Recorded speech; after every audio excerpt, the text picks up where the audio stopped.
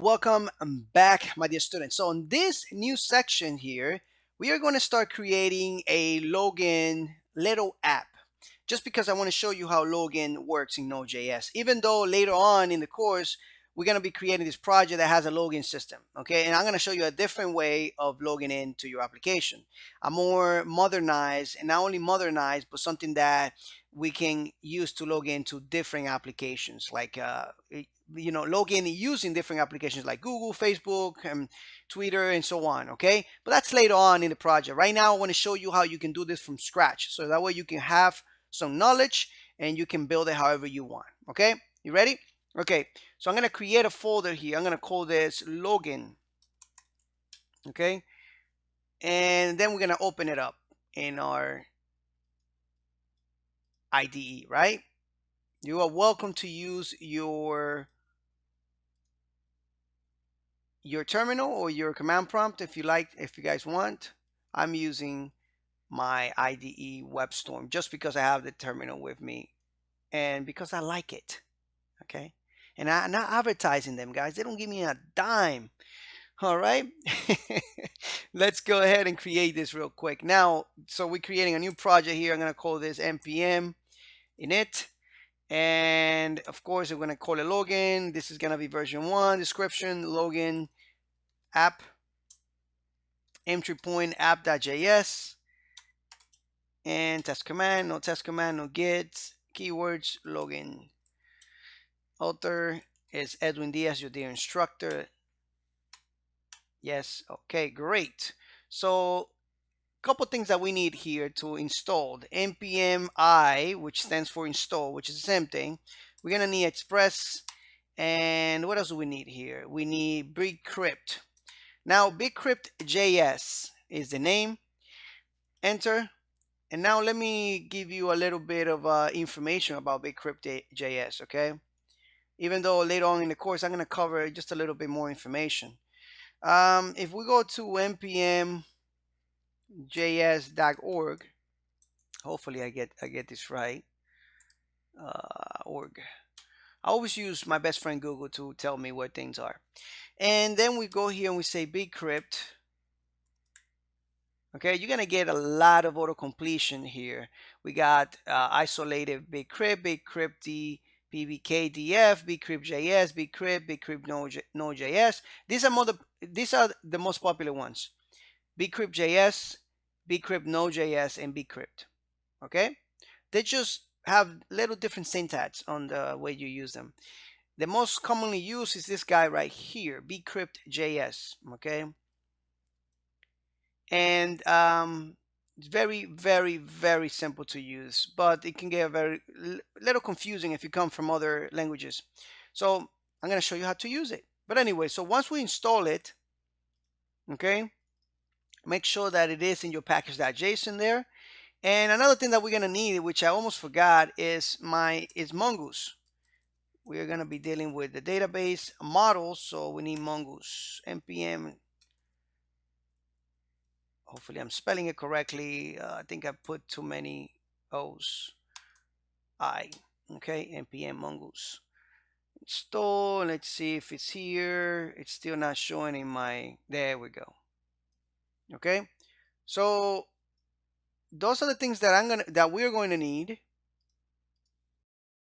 Next lecture we're going to start setting up our app server, right? Our server, a Node.js server, creating a app.js file. Okay, you guys already should know how to do that. So I'll challenge you to create one, and that would be my little quizzes here on the course. So if you get a little pop-up that says, hey, are you learning something? Are you able to apply this knowledge? Yes, you are able to apply it because I'm telling you to create that file right now, which is a little challenge. And on the next lecture, you'll see how I do it. Okay, see you in the next lecture, guys. Hey guys, welcome back. All right, so you guys are ready? Let's do this. So in this lecture, what I want to do is I want to start off our server. Let's include some of the modules and let's start it up. Let's set it up. So let's create one of these guys here. I'm going to call this is going to be an app.js file like this, JavaScript file. And let's start it up real quick. Let's call it let's first say the first thing that we want is a our Express. Okay. Once we have Express here, everything else should be, oh, not yet, not yet. We don't do it like that. We require Express, and then we create the app like this. And then next thing is Mongoose. And that would be the require Mongoose. There we go. Simple as that. All right. So the first thing that we want to do is, of course, listen, right? And we're just going to pass a static port here because we're not taking this online, are we? Not right now. We're going to take our projects later on online. If we were to take our projects, then we would do the process.env or environment port, but we're not going to do that. So we're just going to pass a static port, and we just want to return something back. And I'm going to go ahead, go to Webstone real quick. I'm going to edit my languages, make sure that I have support for MScript 6. And I just want to know that I'm listening to something here, that we are listening on that port. Okay. Listening on port. Everything's just static. It's just very basic stuff. I'm not really doing anything out of this world yet. Nullmon app, enter. And now it says listening on port 41. I mean 41.1.1. Okay. So now that we have our app, we're listening to this port. Let's connect our database. And we don't even have a database yet, but let's create this wannabe database, right? So let's use Mongoose to connect to it. And then we want to be in the MongoDB protocol, then localhost, and then the name of the database we want to use. Guys, sometimes the localhost might not work on some systems. The Windows operating system sometimes can be a little bad with us. So you do 127, you do this 127.0.0.1, and that will get you up and running. Okay. And then here we don't have to do the open or close or anything like that. We can just do something really simple and say console.log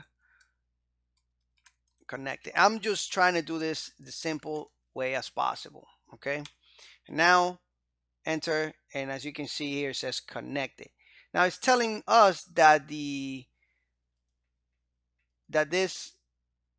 that we need to make sure that this Mongo client is, that we can use this. I for a fact know that the other parameter that we can pass here is to make is an object. All right, we can say use Mongo client true here, and now we don't have this issue.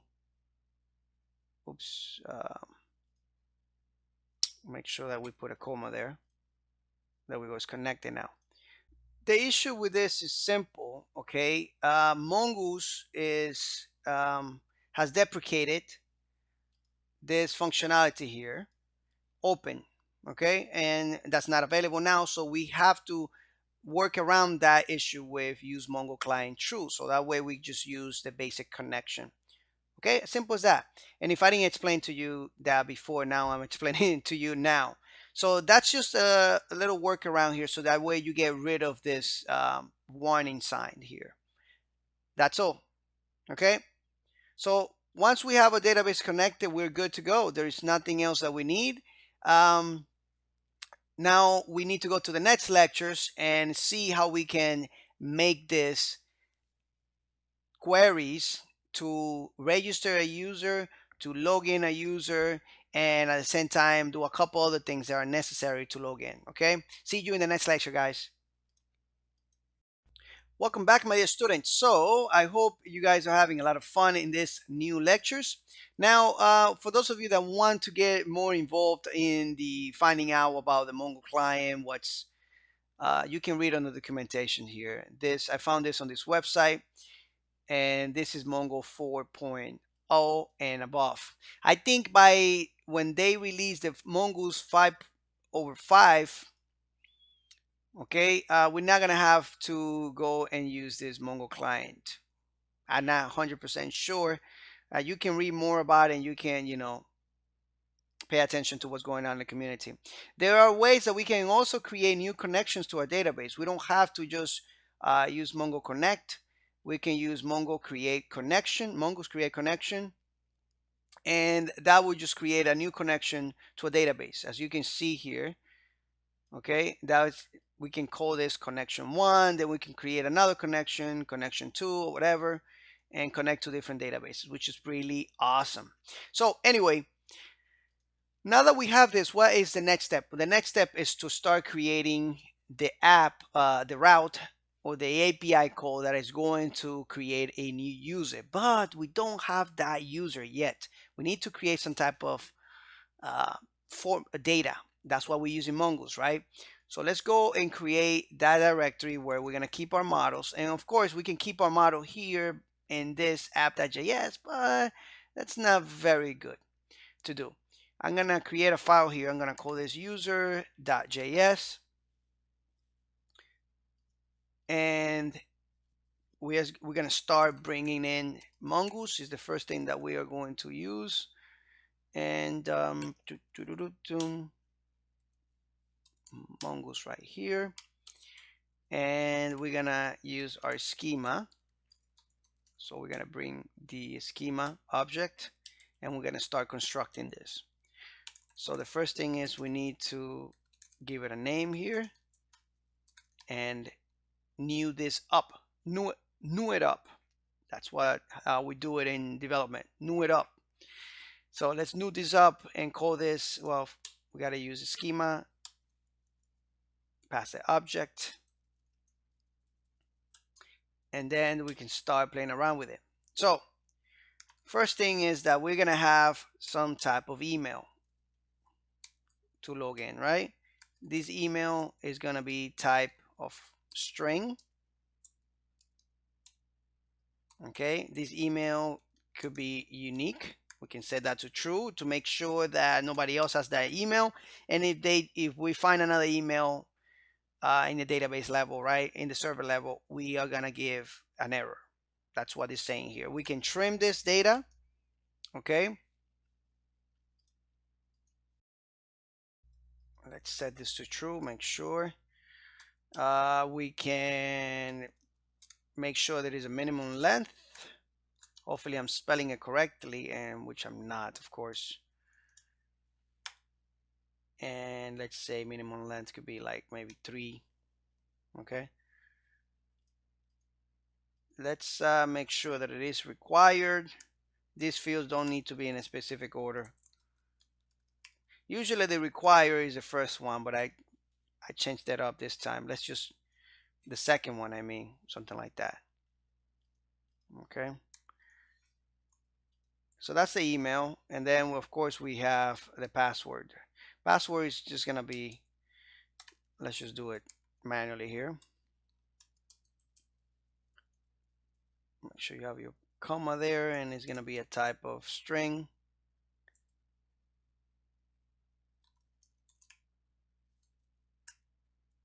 And of course it's gonna be required. And let's just say a minimum length too, as well as of, I don't know, 6 or 5. That's fine. And now what we got to do is we got to export this out so we can use it. So we're going to use our exports object in the module object. And we're going to say, well, I want to use our Mongoose model that is going to be created called users. And I want to pass in the user schema so Mongoose can use it for us when we are dealing with our data. Okay, so that's all we need here. Okay, on the next lecture we're going to continue creating our little logging app, and we're going to have some more fun, guys. See you then. Take care.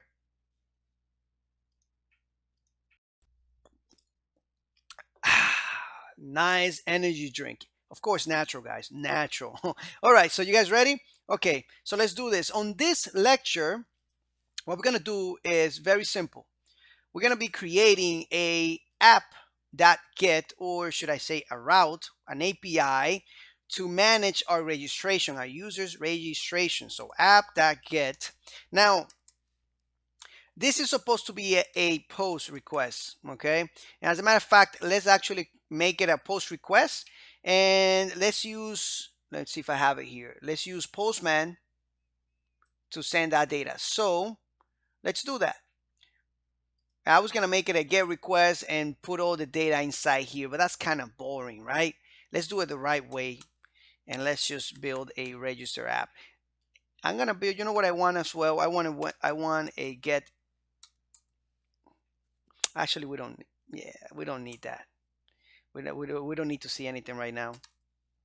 Okay, the register app route, and we are going to get the request and the response. Great. So the first thing that we need here is to create a user. So let's create this new user. We'll node this up. Remember that you can always node this up and go like this, new user dot, and you can set the email just like that. One thing that we're forgetting here is that we need the body parser, okay? Just because we are dealing with post requests, right? So let's go ahead and download the body parser real quick. I'm showing you a different way of doing it, guys. I don't know if I did already show you this, okay? Now you might be thinking, okay, this is kind of confusing, Ed, when you use one way, now you use another one. I want you to be aware of all the ways, and not only that, one of the reasons I repeat myself so much is so that way when you are in another tutorial or you are developing an application and you are seeing somebody else's code, you can still adapt to that environment. Okay, so that's why I'm using a different format here instead of putting everything inside here. Okay. Let's do Control C and download body parser. Body parser. That's why you can't miss a lecture. If you skip lectures, you might be missing something super important, okay? Now the next thing is getting the email, right? I mean the password. Okay, password. Now what I want to do is I want to do console.log here, and I want to console.new user. The reason why I want to do that, as a matter of fact, let's send a response. Let's do rest.send, and I want to send a response of the new user, and I want to do that to Postman because we want to make sure that we're getting the right data here. Okay, and we're gonna do that in the next lecture. All right, so take a little rest, and I'll see you in the next lecture. Hi, welcome back, my dear students. So in the last lecture, we were able to download the body parser, but we did not add it to our middleware. So make sure that we do add it to our middleware, okay? And it's gonna be body parser. Actually, let's require first, right? Body parser. Let's do require. Simple as this. Boom.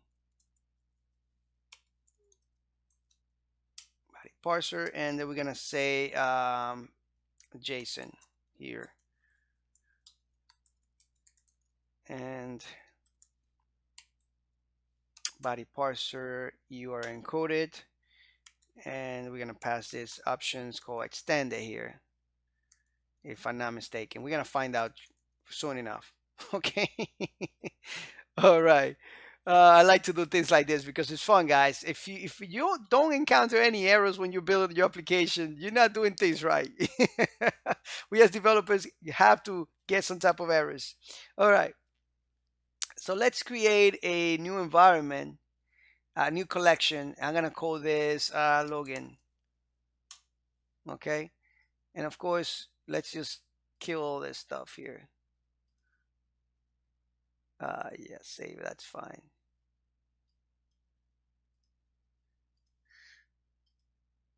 All right. So the first one is going to be a post, and let's just save it right now. It's gonna say login post collection. There we go. And this is gonna be localhost. I forgot the port number. I think it's 41 something, right? And register. Let's register. Let's see what we get when we have we don't have our server up and running yet. Nomon app. There we go. Let's see if we can get something back. What do we see? We see the user is not defined. Okay, we don't have that model yet, so we can't. Let me see. We can't use it.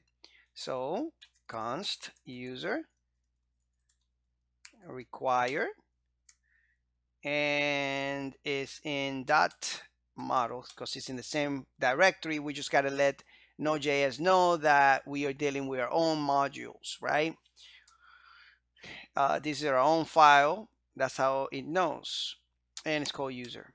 Okay, let's try this again. Let's just come back here. Nodemon is connected. And let's send it again. And now we're getting something back, right?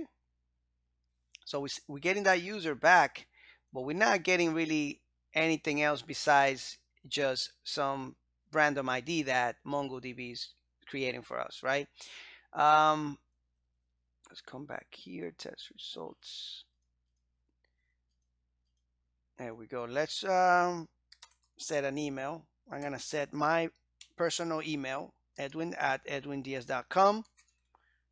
Okay, that's my website, guys, my blog. Pretty cool, right? And then let's get a password here, password. And I'm just gonna set a secret password, of course, guys. Come on. I'm gonna click save there. I'm gonna send it now, enter. And as you can see, we're getting everything back. We're getting the password in the email and of course the ID. Okay, pretty awesome. All right, so we were able to do a lot of things on this lecture. We included a body parser, right, to use it. I mean, we have it right here. Since we downloaded it in the last lecture, we included it. We added to the middleware. We included our models so that way we can new up this new object, and we attach values from the form or from Postman to these newly created properties, and we are actually seeing all that stuff here as a response. Okay, so in the next lecture, let's continue. Thank you.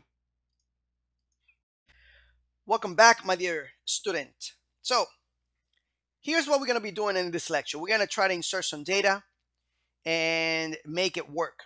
Okay, that's the first thing. And then later on, we're going to worry about the passwords, because right now this password is a string, a text. It's just a text with, it has no special characters or anything like that. It's not a very good idea to insert this like this in a database. But we have to first test this out to see if it's working, right?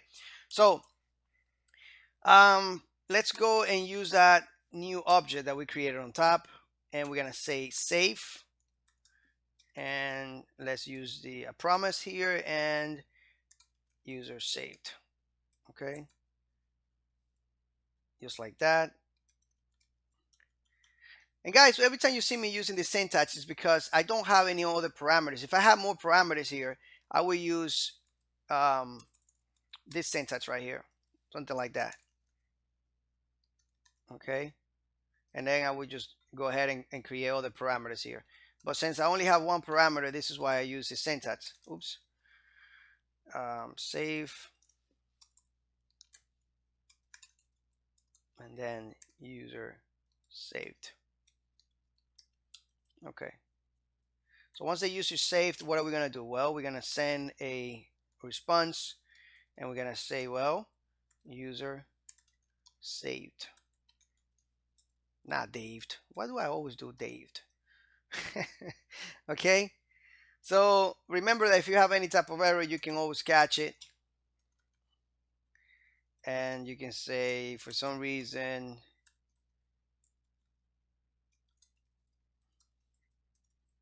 user was not saved because, and you can just attach the error here or something. It's better to use template strings, it's easier.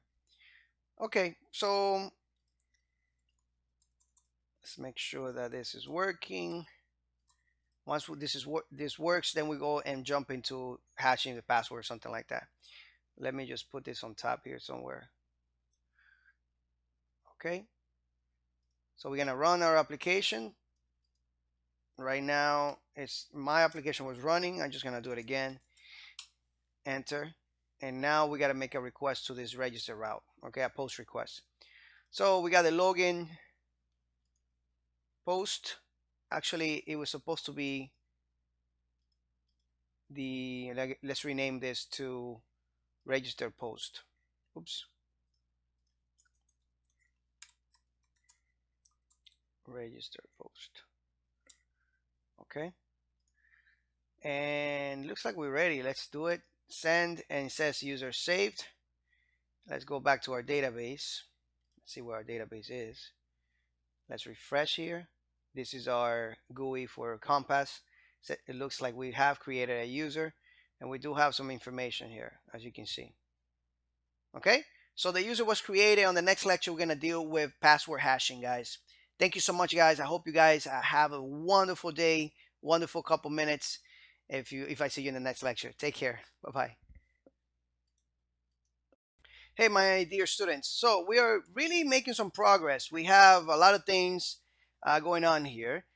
So far, we just basically saved the user, but there's a lot, right? We got a route, we're creating some objects, we're saving the user, we're sending some data back, and we are catching the error just in case. So there's a couple things going here. So the next step for us to do would be to hash the password, because we don't want to, like I mentioned before, just transfer this password, or take this password to the database the way it is. So let's go ahead and work on that. Make sure that you have your bcrypt.js module installed, which is this here. Okay, we talked a little bit about that, didn't we? If we did not, here is the page. Okay, npm install bcrypt.js. That's what we're going to be using. This module is written in JavaScript, 100%, I believe. And it's kind of slower than the rest of the modules, and that's a good thing, because it's going to allow prevent the hacker, or whoever is trying to go into your application and gets the password, is going to slow them down. Very easy to use. You can use it synchronous, meaning that you don't have a callback function or promises or anything like that to get any data back. You can just create line by line what you need. Okay, right here is creating the salt. Here is creating the hash by using a text, a password, and the salt. Okay, and here is how you can use this to verify the user. Okay, you pass the original password or the text password without being hashed, and the hash, and that will compare it. Now, asynchronously, when you get some type of response back, okay, you provide a callback function, and as you can see here, we pass the rounds, I believe, callback function. Let me just go ahead and check out the API just to make sure that we have the right information. Says it right here. Let me see if it's okay. Gen salt asynchronously, with the first one is the rounds, second one is seed length, which is not supported, and then a callback. Okay, if callback has been omitted, promise. There we go. Error. Okay, see that? Pretty cool. So let's just get to it. Let's go. The first thing that we need to do is require this bad boy, and we're just gonna say bcrypt and bcrypt.js. And before we save that data, that's when we need to start writing this code. So we're gonna say bcrypt dot gensalt is a password. We can use the synchronous, but we're gonna be using asynchronously. Let's go and rounds. we're not gonna use the seed length, which says here it's, let me see, it gave me some information there. You saw it, right? There we go. Optional number, error strings. Okay, so we're gonna be using, we get the error back or we get the salt. Okay, and we get the salt. Well, if we have an error, right? So you could definitely say if error, throw the error or return it if you want, but we're not gonna get any errors here. So let's just do bcrypt hash, and let's use this one. It's like this. First parameter would be the password. So we're gonna use our object that we created on top. We're gonna pass a salt and a callback, I believe, if I'm not mistaken. I'm not really referencing anything, so this is from the top of my head from what I remember. Should be correct though. If not, we just fix it. Of course, the salt. What am I missing here? Okay, let's just do this real quick. Boom. That's it. So now here, if we have some type of error, let's check because we could have an error here. We could say return error just to stop execution. I know that we're not gonna get any errors here, so I'm just not gonna throw it out so everybody can see it like I have done in the past. So we're gonna grab the password again, and we are going to assign that new hash to it, right? So now our password is gonna become this hash that is going to have the salt and some other generated random characters that this function hash does. Okay, once we have that, then we can go ahead and save the user. Let's go, and I think we have the code right here. That's the whole code, a little piece of code right here, right there. Okay, so as you can see, very simple. We hash it, we save the user, we get some data back. So in the last lecture, we were able to save that user. Let's see, we have the user. This is the password we got last time. Let's go ahead and make another request with different data though. This time I'm going to put Edwin at codingfaculty, okay, .com, which by the way is my website. And we're just going to say secret. We're going to do the same thing here. Actually, secret 123. And we're going to send it, and it says saved. Let's come back here and we're going to refresh. And as you can see now, our password looks crazy long. We have the algorithm here. We got the little dollar symbol to a dollar symbol. And I guess this is the rounds. It says 10. And then of course we got some other data here. And if you notice, each of these is separated.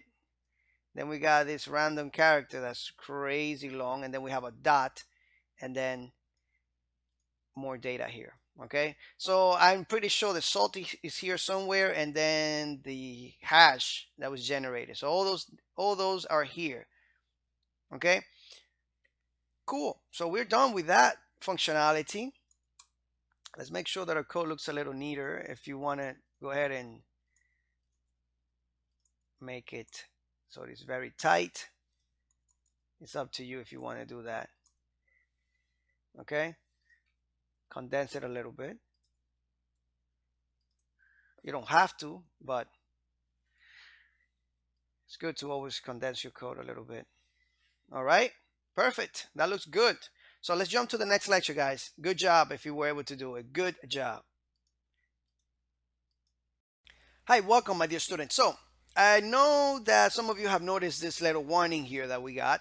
To get rid of this, all we need to do, and probably already done this before in the past videos and you guys are aware of it. If not, this is what we need to do. When it comes to, and we're not using promises here. If we were using promises, we would have an issue. Actually, we are using it. Sorry about that. So the thing is that Mongoose used to support the promises back in some versions ago, but they don't anymore. They don't have their own library. So we're going to have to use mongoose.promise and assign the global promise to it, which is provided to us by default with JavaScript, with a new JavaScript version. Okay, so that's it. That's all. Now this will go away and no more errors. So we are able to register a user. We are even able to hash the password for a user. The next step would be to log in a user. Okay, so let's start working on that app, and I'm gonna say it's gonna be a post again, and this time we are gonna go to login like this. We're gonna get the request and we're gonna get the response. Simple. See how simple this is getting, right?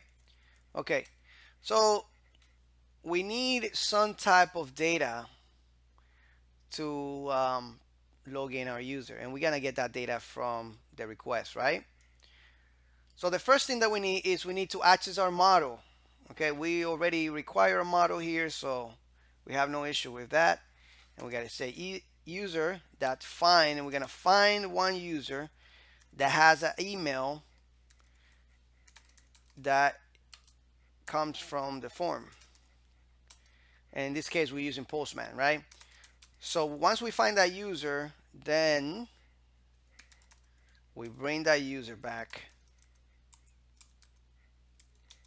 and then we start doing some more verifications here. There's a lot of things that we can do here.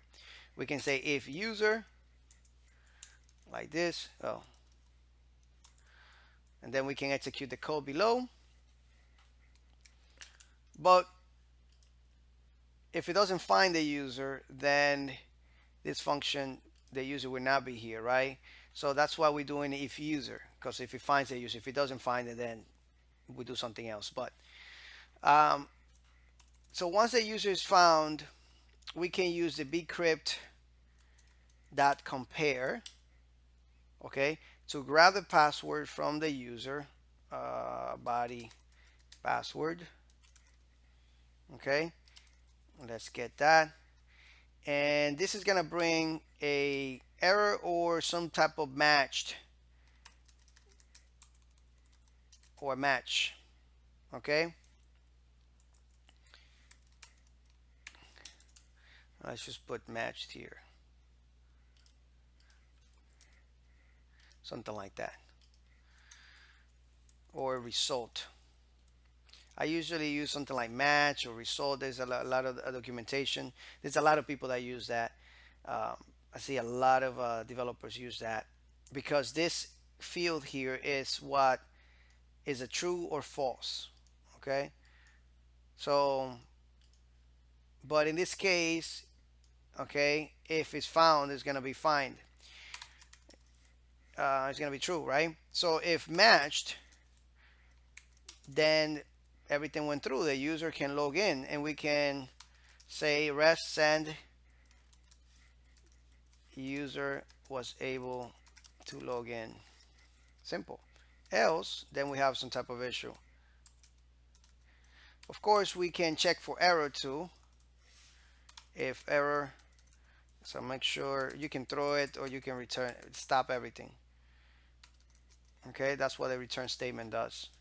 Can't do anything else. If this is true, this will stop everything else after. So let's send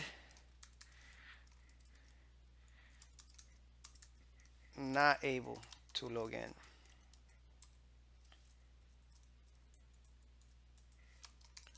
Like that. So I think I am forgetting something here.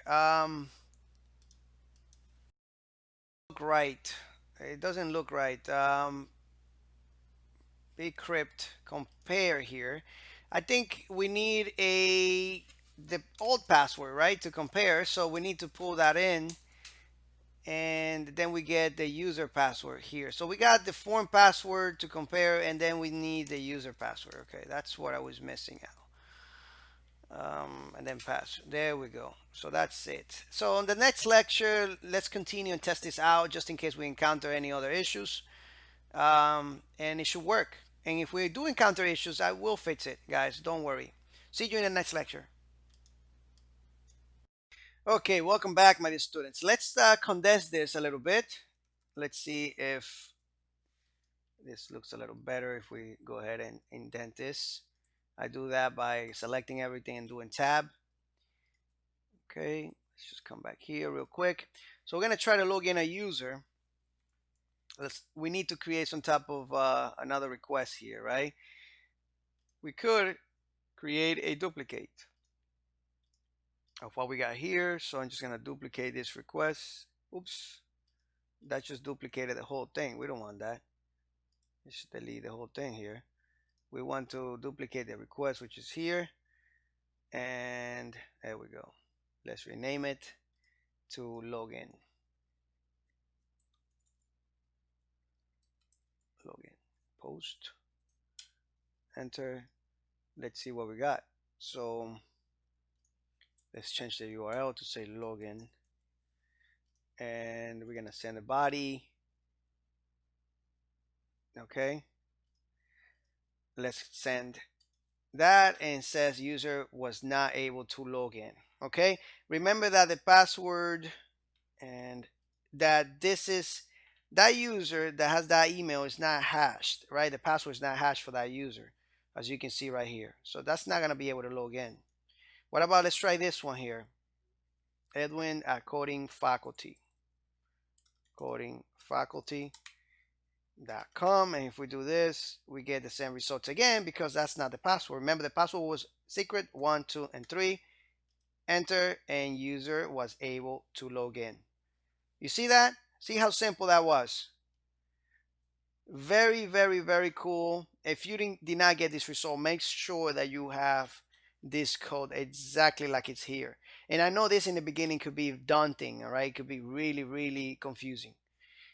We find the user with that email. Make sure that we pull in that from the post request right here. Make sure that this, remember that this body gets added by the body parser. So make sure that you have that installed and required, and make sure that you have this in the middleware. Make sure that you're using promises here from the ES6, from MScript 6, so you don't get that warning. Make sure you're connected to the database, and make sure, and guys, one of the things that I do, and I like to do all the time, is that I like to log things out. All right, I coming everything out and I start logging in, you know, logging everything here. Do console log user to see if I get the user, and if I get the user, now I know this is true here. So then I would come to the next line here, and I would start, you know, logging things. What about here? You can, if something is not working here, you can see if you have any errors by doing throw error or console.log error to see what errors you have. Okay, so it's very, you know, it's easy for me to find my mistakes because, you know, I've done this a couple of times already, right? Many times, but it could be daunting. You could take a couple of hours or a couple of days to figure out, but that's what we're here for. Thank you so much, guys, and see you in the next lecture.